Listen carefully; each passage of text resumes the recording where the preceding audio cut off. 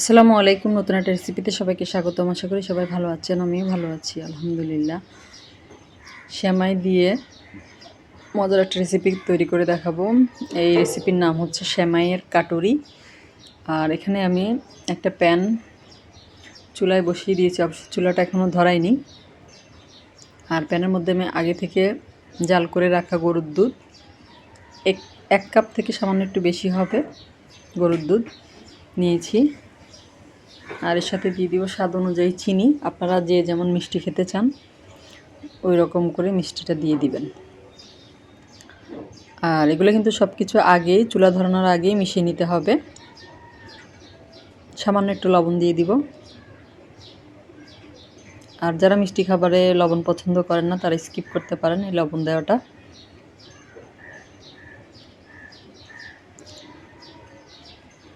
আর দিয়ে দিব এখানে কর্নফ্লাওয়ার। আর এই রেসিপিতে চেষ্টা করবেন কর্নফ্লাওয়ারটা দেওয়ার। যদি কর্নফ্লাওয়ার না থাকে সেক্ষেত্রে ময়দাটাও ইউজ করতে পারবেন।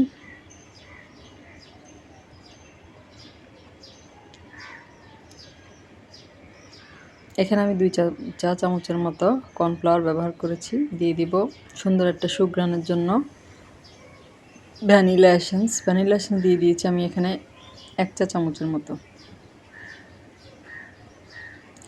আর যাদের বাসায় ভ্যানিলা এসেন্স নেই তারা চাইলে এখানে এলাচ গুঁড়াটাও ব্যবহার করতে পারেন। আর দিয়ে দিব আমি এখানে কনডেন্স মিল্কটা না থাকলে সেক্ষেত্রে গুঁড়ো দুধটা ব্যবহার করতে পারবেন। আমি এখানে প্রায় 3 চা চামচের মতো কনডেন্স মিল্ক ব্যবহার করেছি। এবার চুলাটা ধরানোর আগে সব কিছু একসাথে আগে দুধের সাথে মিশিয়ে নিব। এরপরে চুলাটা ধরিয়ে দিয়েছি।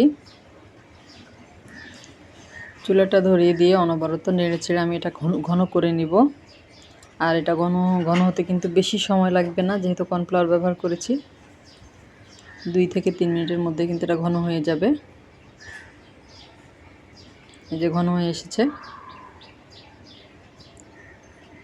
আর অনবরত কিন্তু এটা নাড়তে হবে, নাহলে কিন্তু দলা পেকে যাবে। এটা হয়ে গিয়েছে। আমি চুলা বন্ধ করে এটা ঠান্ডা করতে দিয়েছি।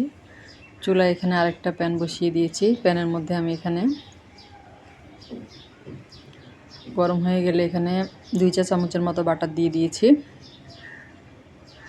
আর আপনারা চাইলে এখানে বাটারের পরিবর্তে ঘিটাও ব্যবহার করতে পারবেন। বাটারটা পুরো প্যানের মধ্যে লাগিয়ে নিব। আর বাটারটা কিন্তু খুব সুন্দরভাবে গলে গিয়েছে। আর এই পর্যায়ে দিয়ে দিব বার্মি চিলি সেমাই। এখানে 1.5 কাপের মতো আছে। সেমাইটাকে আমি সুন্দর মতো ছোট ছোট করে গুঁড়ো করে নিয়েছি। আর অবশ্যই গুঁড়ো করে নিতে হবে।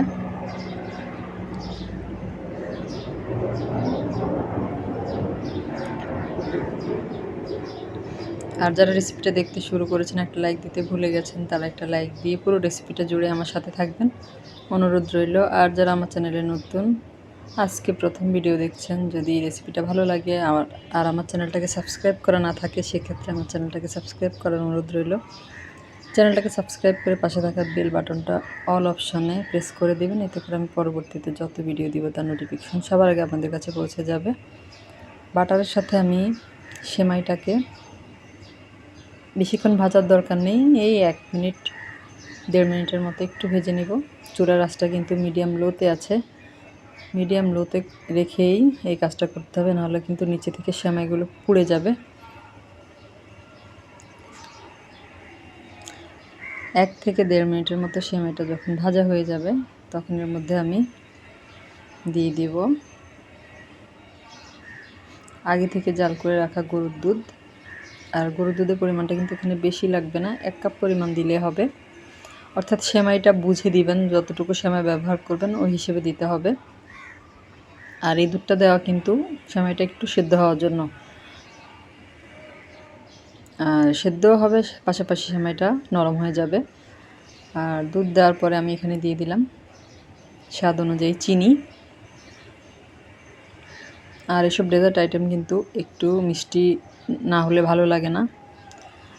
আর একটু মিষ্টি বলতে পারফেক্ট মিষ্টিটা আর কি, কম মিষ্টি হলে ভালো লাগে না, আবার একদম বেশি মিষ্টিও ভালো লাগে না। পারফেক্ট যে মিষ্টিটা ওটা হতে হবে। আর চিনিটা দেওয়া হয়ে গিয়েছে। অফ ক্যামেরা এখানে আমি সামান্য একটু লবণ দিয়েছি। আর সেমাইটা আমি নেড়ে চেড়ে অনেকটাই নরম হয়ে গিয়েছে সেমাইটা, দুধের সাথে মিশিয়ে নিয়েছি। চিনিটাও কিন্তু গলে গিয়েছে। এখানে আমি 1 কাপের মতো দুধ দিয়েছি সেমাইয়ের সাথে। আর এ পর্যায়ে দিয়ে দিব কনডেন্স মিল্ক। সেমাইটা যখন নরম হয়ে আসবে তখন দিবেন কনডেন্স মিল্কটা, এর আগে দিবেন না। কনডেন্স মিল্কটা দিয়ে আমি এটাকে প্রায় 2 থেকে 3 মিনিটের মতো মিডিয়াম আঁচে এই যে রান্না করে নিয়েছি। আর এটা কিন্তু এরকম হয়ে এসেছে, তার মানে এটা হয়ে গিয়েছে। এটা আমি প্লেটে ঢেলে নিয়েছি। আর কুসুম গরম থাকা অবস্থায় আমি এরকম এই যে কেকের বাটি নিয়েছি। আপনারা যে কোনো বাটিতে, যে বাটিতে দিয়ে তৈরি করতে চান সে বাটিতে নিয়ে নেবেন।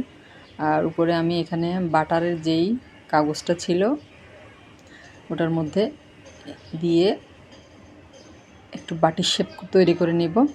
আপনারা চাইলে যে কোনো পলির মধ্যে সামান্য একটু তেল মেখে এরকম বাটির উপরে দিয়ে তৈরি করে নিতে পারেন, তাতেও একই কাজ হবে। এই যে সুন্দর একটা বাটির শেপ চলে এসেছে। হাত দিয়ে একটু ঘুরিয়ে ঘুরিয়ে গোল করে নিব। হয়ে গিয়েছে। এভাবে আমি 2টা তৈরি করেছি। আস্তে আস্তে আরও বাকিগুলো তৈরি করে নেব। সবগুলো আমি তৈরি করে নিয়েছি। এই রেসিপির নাম হচ্ছে সেমাইয়ের কাটুরি। এই গোল গোল কাটুরির মতো বাটিগুলোর কারণে কিন্তু এটার নাম সেমাইয়ের কাটুরি। এরপরে যেই কর্নফ্লাওয়ার দিয়ে যে ক্রিমের মতো তৈরি করে রেখেছিলাম ওটা কিন্তু এই বাটির মধ্যে দিয়ে দিব।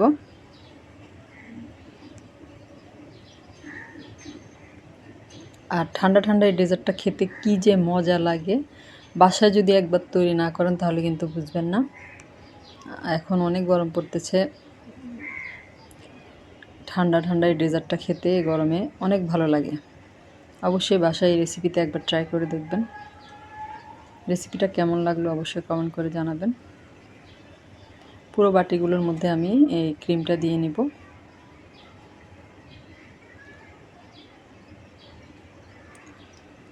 আর ক্রিম দেওয়া হয়ে গেলে আমি এটার উপরে কিছু কাঠবাদাম কুচি করে নিয়েছি, ওটা দিয়ে দিব। আপনারা চাইলে যে কোনো ড্রাই ফ্রুটস ব্যবহার করতে পারেন, চাইলে এখানে চেরিটাও ব্যবহার করতে পারেন। আমি আর চেরি দিলাম না, আমি শুধু কাঠবাদাম কুচিটা দিয়ে একটু ডেকোরেশন করে নিচ্ছি। এরপর আমি এটা নর্মাল ফ্রিজে রেখে দিব 1 ঘন্টার জন্য। 1 ঘন্টা পরে এটা খুব সুন্দরভাবে ঠান্ডা হয়ে জমে যাবে। আর গরমে এই ঠান্ডা ঠান্ডা ডেজার্ট খেতে অনেক ভালো লাগে। আর ঠান্ডা হওয়ার সাথে সাথে কিন্তু আমার বাচ্চারা খেয়ে নিয়েছে কতগুলো। এই যে এটা আমি ফ্রিজে রেখে দিব। রেসিপিটা কেমন লাগলো কমেন্ট করে জানাবেন। সবাই অনেক বেশি ভালো থাকবেন। আল্লাহ হাফেজ।